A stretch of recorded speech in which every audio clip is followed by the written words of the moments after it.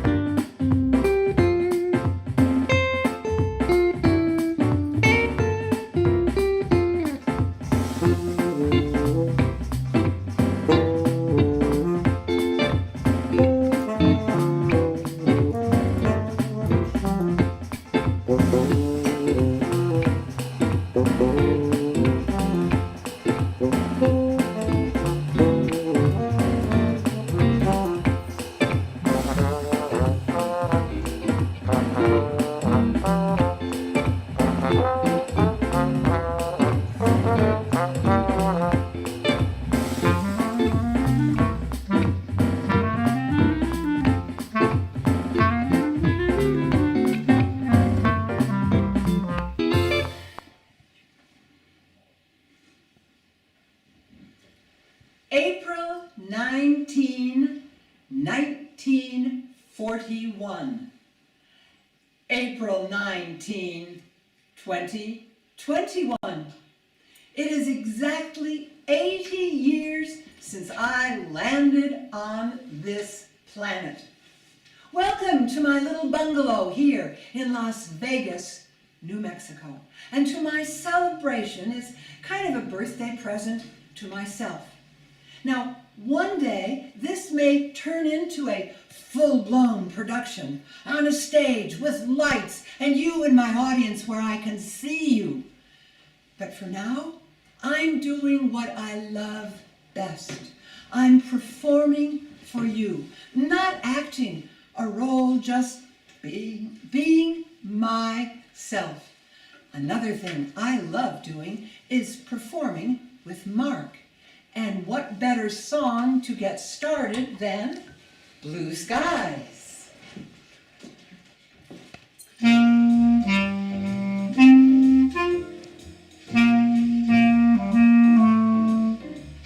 Blue skies smiling at me, nothing but blue skies do I see. Bluebirds singing their song, nothing but bluebirds all day long. Never saw the sun shining so bright, never saw things going so right. Noticing the days they're hurrying by, when you're in love, oh my, how they fly. Blue days, they've said goodbye. Nothing but blue skies from now on. My first public performance is when I am in the 2nd grade. We put on a circus and we invite our mommies and daddies. My classmates do acrobatics. I'm the ringmaster, probably because my voice carries and I like bossing people around. Well, now as the ringmaster of my life, I'm going to show you just a few scenes so you can figure out how I have become the woman I am today.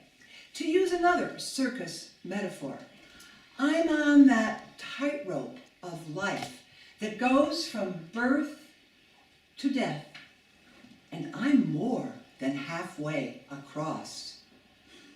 I can look back and I can look forward, never down. When I'm 26, I spend 3 months traveling solo from London to Greece. I am a solivagant. Isn't that a wonderful word? It means a solo traveler who likes discovering new things. Oh, that's me. In Roma, I spend 1 week in the company of a gorgeous young Roman barone. Now, I know that Italy has not actually recognized royalty since 1948, but that isn't slowing him down. He picks me up every night in his red sports car, and we hit the clubs. When we enter, the bands immediately start playing his song, Parole. He invites me for dinner with friends. He picks me up in that car and races me fast up and down the 7 hills of Rome to his friend's house. Then we ascend 3 flights up to a rooftop terrace where I see a dozen gorgeous young Romans. Someone offers me a glass of Prosecco. Grazie. Now, I don't speak a lot of Italian, so every once in a while I just insert the word, oh, certamente. Our host invites us to the table. It's a long, rustic, wooden table without a cloth and beautiful cups, beautiful stemmed wine glasses, and in the middle of the table, lots of bottles of wine. My host says, Elisabetta, as he picks up 2 bottles of wine, rosso o bianco? Oh dear. Well, I don't know anything about wine, except that you drink red wine with meat and white wine with fish. So can I ask him, what will we be eating? Conversation stops, jaws drop. Everyone is amazed or amused at my question. He continues, Elisabetta, cosa preferisci? Oh, I don't have a preference. Rosso. He fills my glass with a dark red vintage. Now what? Oh, here's to wine, red and white. Years later, I return to Roma. This time I stay with my dear friend Suzanne. And while she is painting in her studio, I explore. I buy a ticket for the metro. And at the top of the escalator, I see a handsome, dark, slim, young ticket taker. As I proffer my ticket, he looks at me intently and says, "Splendid eyes," in Italian. I descend the escalator, but my spirit is soaring, and for an entire day I thrill to his words as I discover the Etruscans. When I get back to the American Academy, my friend Suzanne says, "Beth, you're confused. He was just hoping that you would have a splendid day. You misunderstood. Occhi is eyes, OG is today." Well, I may have misunderstood the words, but the look in his eyes followed me all the way back to Chicago. I get a job working on a daily interview show at WBBM TV, an affiliate of CBS. I meet a young, dashing Swiss attorney. Well, not dashing. The Swiss don't dash.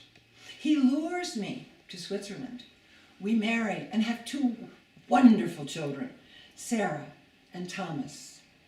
But for this exuberant, spontaneous, blonde American woman putting down roots in the rocky Swiss soil is difficult. When Sarah is a teenager, I'm already in my 40s, she says, "Mommy, you're not happy as a hausfrau." She is so right. Wait, I have a master's degree, I have a Phi Beta Kappa key, I have worked in television and taught public speaking at the college level. why don't I have a career helping the staid, reserved Swiss learn to speak in public?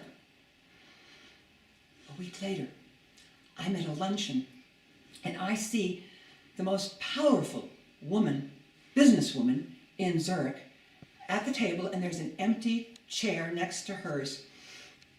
Okay, I realize that to get what I want, ich muss über meine eigene Schatte gumpa. That's Swiss German, and it means I have to jump over my own shadow. The shadow?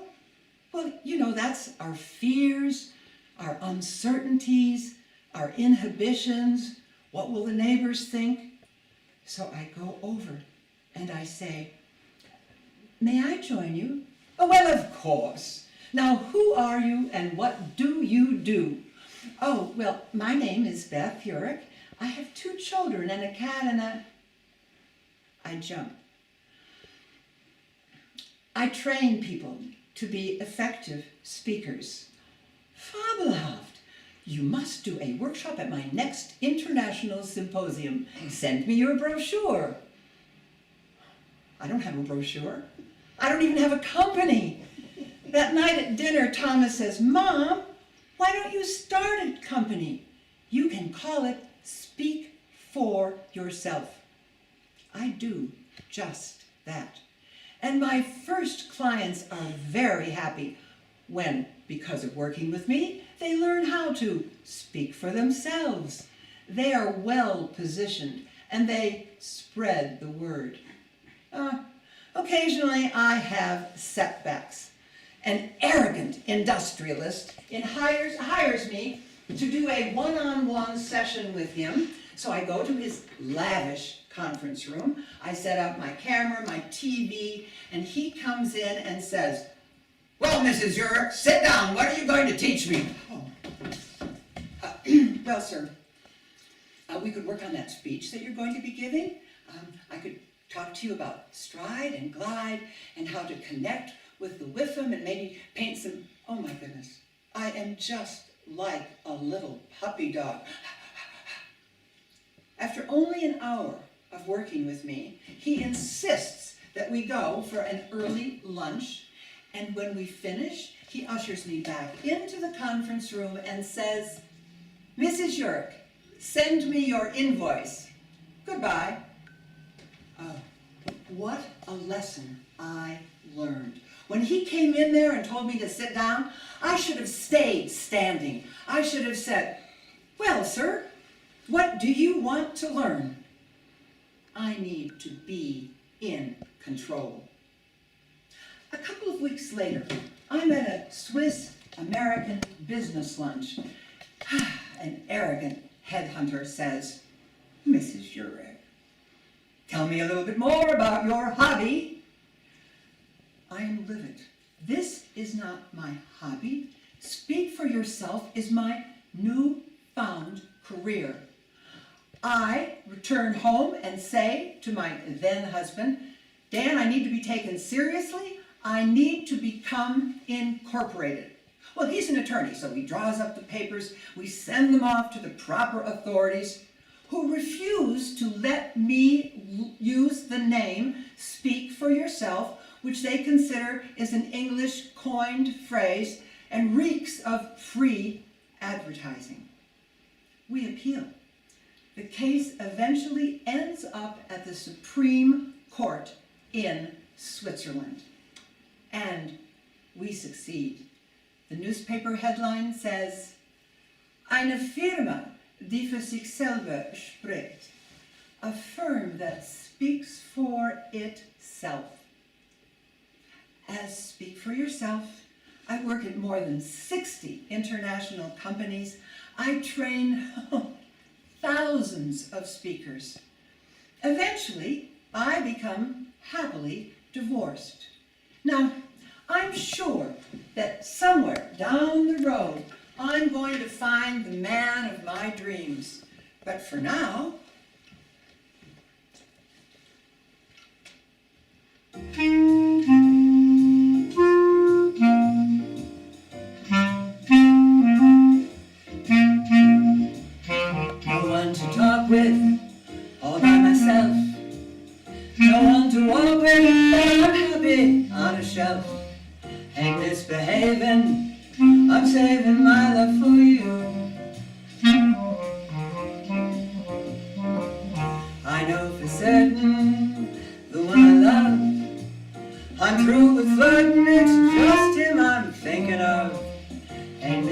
misbehaving. I'm saving my love for you. Like Jack Horner in a corner, I don't go nowhere. What do I care? His kisses will be worth waiting for. Believe me, I don't stay out late, don't care to go. I'm home about it, just me and my radio. Ain't misbehaving, I'm saving my love for you.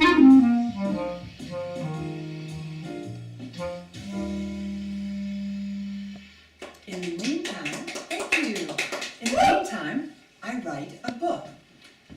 Well, actually, Kogan Page, a prestigious London publisher, asks me to write a book about speaking. I want to make my book unique. I call it Speaking Globally, and I include 50 country profiles that deal with first names, business cards, dress codes, sensitive issues, how women are treated, so that in all these countries, my speakers know how to adapt themselves and their messages.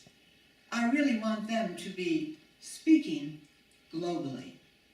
Well, of course, to do the research, I have to travel. I travel and I work in Asia.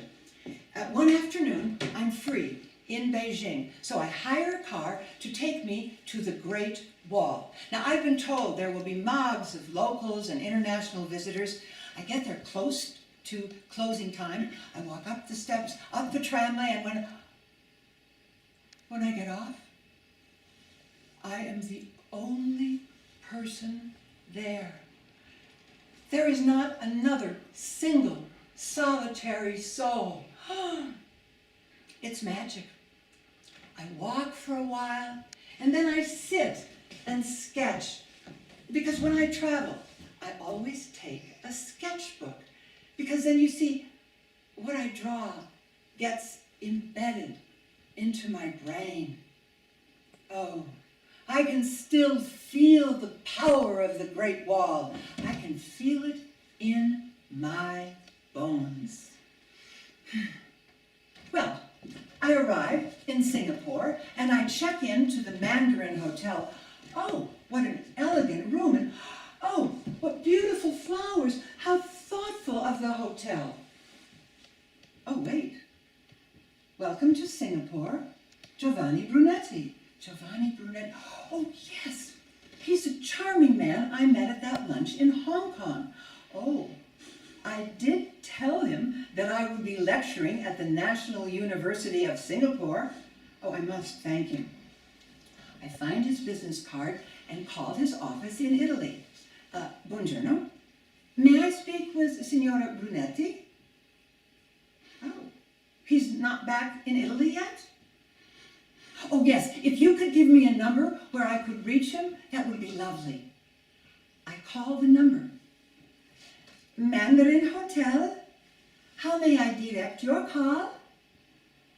Oh, yes, I put you through to Mr. Brunetti. He is in room 737. Thank you. Wait a minute. I'm in room 735, the adjacent room. I wonder where this is going to lead. I have a feeling it's going to be a lovely shadow to just glide over. Now, speaking for myself, I must tell you that I have never faked an orgasm.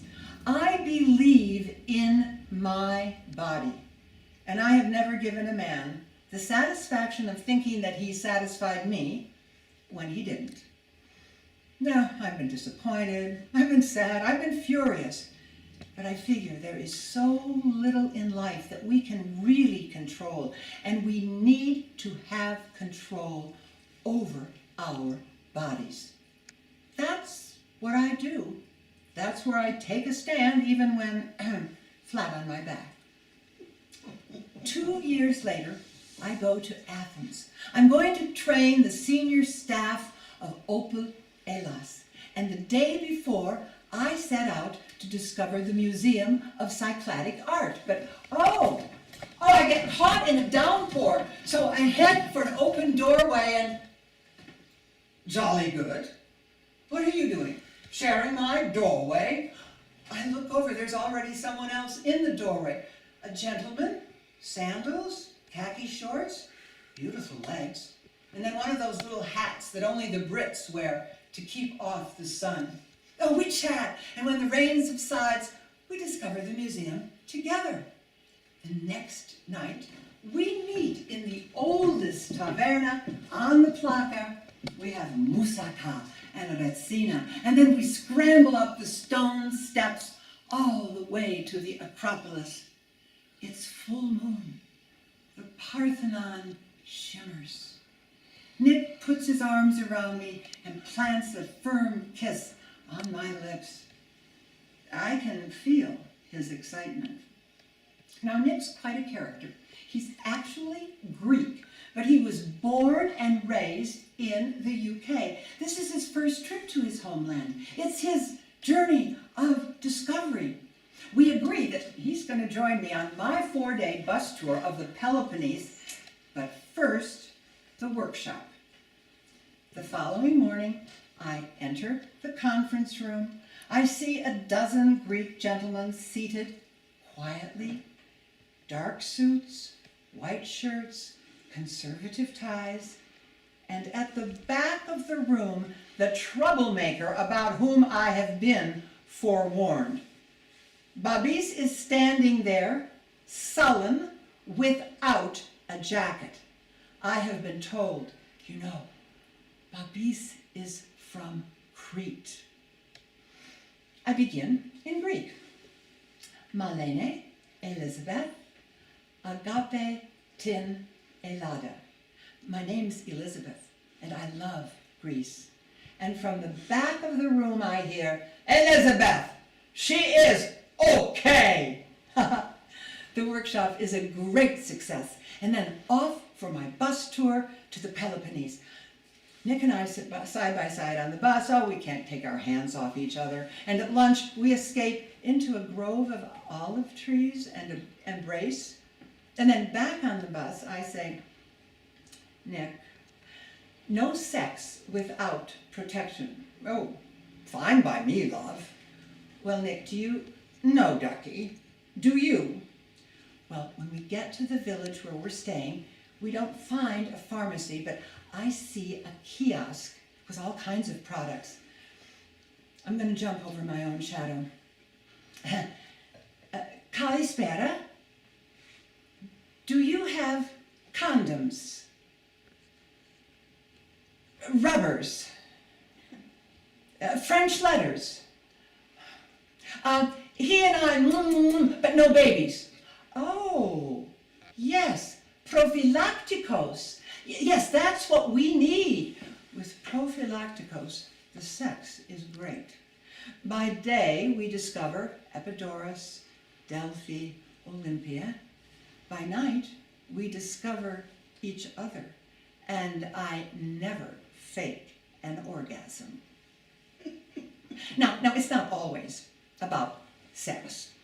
I'm in Paris on a work assignment. I book a ticket to listen to sacred music at a 17th century church. And I decide dinner beforehand at a local bistro. I order the prefix, pâté de foie gras, filet de bœuf, and tarte soufflée au chocolat. Merci. When I take myself out to dinner, I never take a book along. I sit, I enjoy the meal. I love the ambiance. I let it seep into my soul. Actually, I quite like my own company. Oh, but now, I've tarried, and I'm going to be late for the beginning of the concert, or I'm going to have to forego dessert, or... Garçon, would it be possible for me to come back after my concert and have my dessert then? Oui? Merci beaucoup. I go to the concert, which is fabulous, and when I return, my waiter greets me at the door. Bonsoir, madame. He ushers me back to my table, and he asks me how my concert was. Oh, sublime! And then he tells me that my dessert will be ready tout suite. What a wonderful evening. A lovely concert, a lovely meal, all because I asked that question. Well, I love my globe-trotting life, but I miss my coast-to-coast kids. Thomas in LA, Sarah in New York, and my aging mother in Michigan. So I moved back to the States. Chicago is the obvious choice. I buy a 4th floor loft in Printers Row, and I head down to the main floor where there's a coffee house, Gourmand. Oh, over there I see a trio of people in an animated conversation. I'm going to jump over my own shadow. Hi, I'm Beth Urech, and I'm new here. What's it like living in Printers Row? That's how I meet a delightful ragtime piano player, an award-winning architect, and a zany yoga teacher. And they become my coffee buddies. But I'm ready for more. I start sailing at the Columbia Yacht Club. I'm ready for more.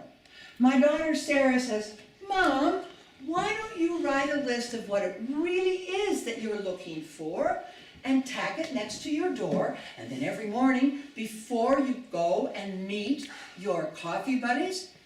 Oh yeah. Well, actually, I do write a list about the man of my dreams. Tall, lanky, bright, warm, full of wit and wisdom. And I tack it next to my front door and oh, it's the man from upstairs.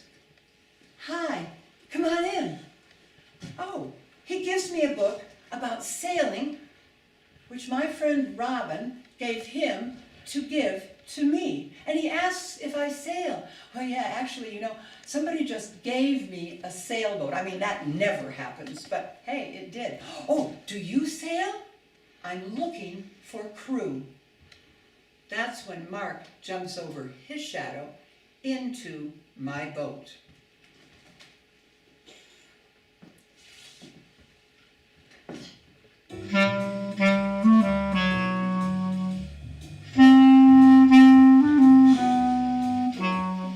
Just in time, you found me just in time. Before you came, my time was running low. I was lost, the losing dice were tossed, my bridges all were crossed, nowhere to go.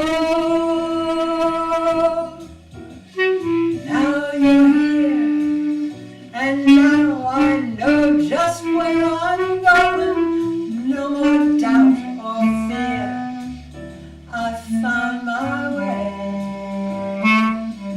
Because he found me then, he found me just in time, and changed my lonely life that lovely day.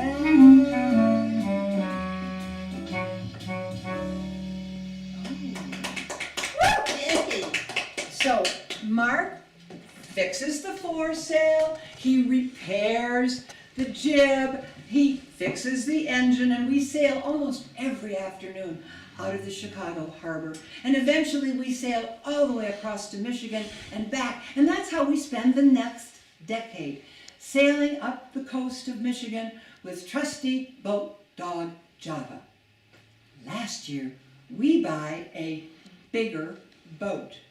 Our new boat goes from the living room windows watch for it, all the way into our kitchen. We christened her Speakeasy.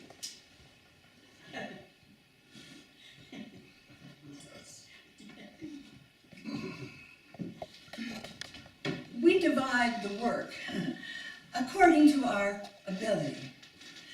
I'm at the helm. Mark does everything else. I mean, I like being in control, but docking Speakeasy is another story. Just imagine that you're trying to park a big yellow school bus, but the steering wheel is at the back of the bus and you have no brakes. So I have to move the boat into the fairway, and when I get to the right slip, I have to turn 90 degrees and stop on a dime. Still, we love life aboard. We love Michigan's sandy beaches, the lighthouses, the wonderful sunsets across the lake. Oh, you know, if two of my favorite mottos are speak for yourself and man muss über seine eigene Stadt gumpa, the third one that I really like is live your life one sunset at a time. I first see those words in an ice cream shop in South Haven, Michigan. So, that's what we do on Speakeasy. Why then do we spend the other 9 months of the year 6,500 feet above sea level with hardly any water anywhere? Well, it's simple. To avoid Chicago winters.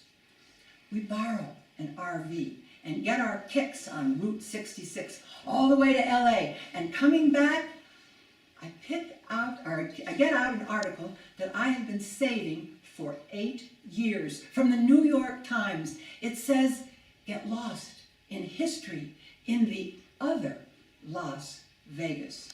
So we pull up in front of the Plaza Hotel. Java and I go in. I know it's a dog-friendly hotel.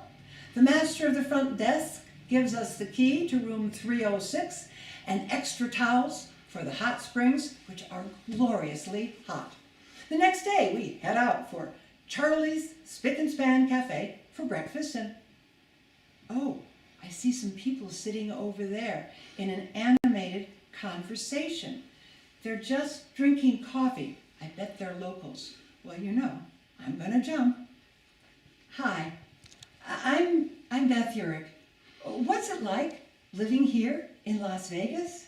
They tell me it's grand. When we learn that Los Tropicales is performing at the hotel bar that night, oh, we extend our stay. When we arrive, the place is hopping. We dance the night away. And then we head back to Chicago. Halfway there, I muse, oh, Mark, Las Vegas fascinates me. Oh, Beth, he says, you're just having another one of your flirtations. In another 2 weeks, you will have forgotten Las Vegas, and you'll want to move someplace else, like Croatia. Well, I'm not so sure. So we take another look. We rent an apartment, and 8 months later, we buy this little bungalow. Oh, from day one, we've been welcomed with open arms. Mark plays with Highlands University Jazz Ensemble. He started Contrafact Jazz Band. I write a column for the local newspaper, The Optic. I promote projects, and I am Contrafact's in-house torch singer. Yes, yes.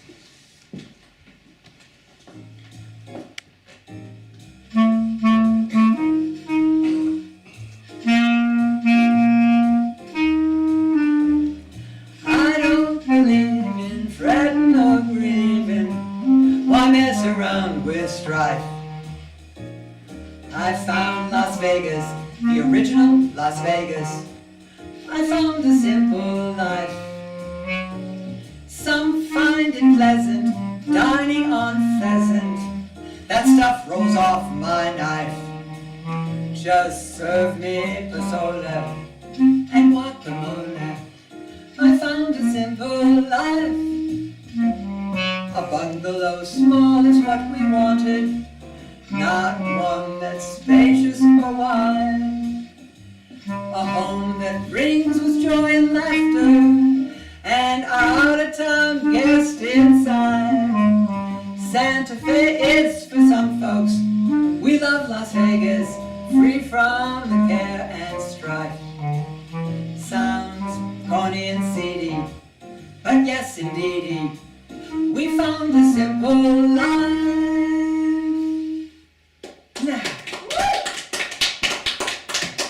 during the pandemic, we've been taking daily walks up and down the Gallinas River with Java leading the way. We are so eager to remove our masks and see our friends and neighbors' smiles, but only when Fauci gives the all clear. In the meantime, as the ringmaster of my life, I've learned how to speak for myself, how to jump over my own shadow, and how to live my life one sunset at a time. When I look back at that tightrope, I look back with gratitude. I look ahead with exuberance, and I look up once again to see the blue skies.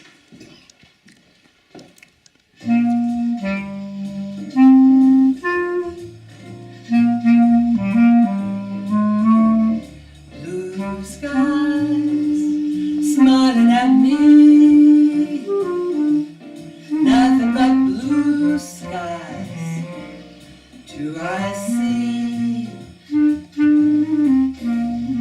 Bluebirds singing their song, nothing but bluebirds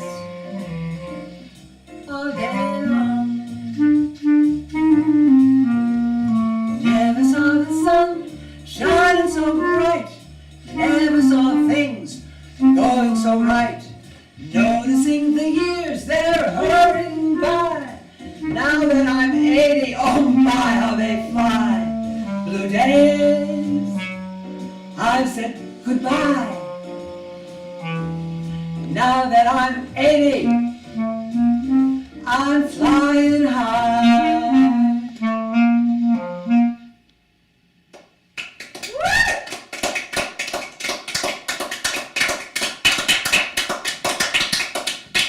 Thank you. Thank you so much for celebrating with me my 80th birthday. And may you be flying high wherever you are on that tightrope of life. Cut! You and you and you.